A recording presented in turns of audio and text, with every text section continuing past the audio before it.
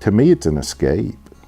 I don't care what kind of turmoil is going on in the world. I don't care what kind of turmoil is going on in my life.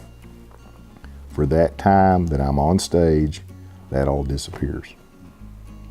And I hope it does for the audience too, because that's the entertainment, that's the whole point of it.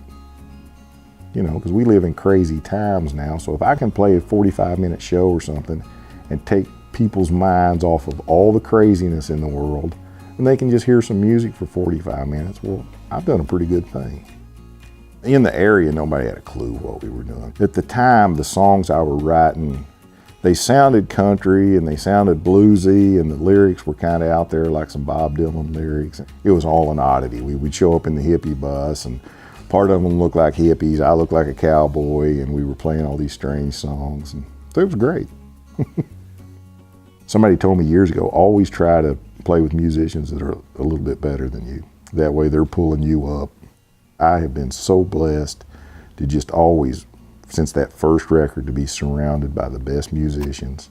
And that's for no other reason, it's just a blessing, that's all you can call it. It has nothing to do with me. The best place I've ever played is Marty Stewart got me up to play at the Ryman Auditorium with him on a show, and it doesn't get any better than that. After we sang, you know, I thanked him and shook his hand, and we were still on stage, and he said, you know, Hank Williams stood right here. And I said, oh yeah, I know. Anytime that somebody wants to get the big head and think they're great, they need to go to Nashville and walk up and down Lower Broadway and go into all the honky tonks. Because 9 times out of 10, there's somebody in there singing and playing that's better than you. You know, it's a real humbling experience. It's like, oh. You know, if everybody's just talking and doing their own thing and I'm just background music, I mean, I'm okay with that. But when I can see people listening and pay attention, you know, I want to do the best I can for them. The working part of the music business is booking shows and maybe writing songs, but you know, traveling and getting there and that thing, that's the working part. While the guitar's in front of you, that's playing. All country music and blues music and everything, it's got that gospel bass to it.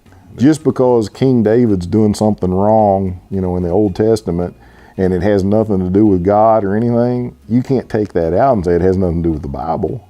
It's in there. And so the stories that we sing about love and murder and everything, it's human life, and that all boils down to gospel stuff. It's all good and bad.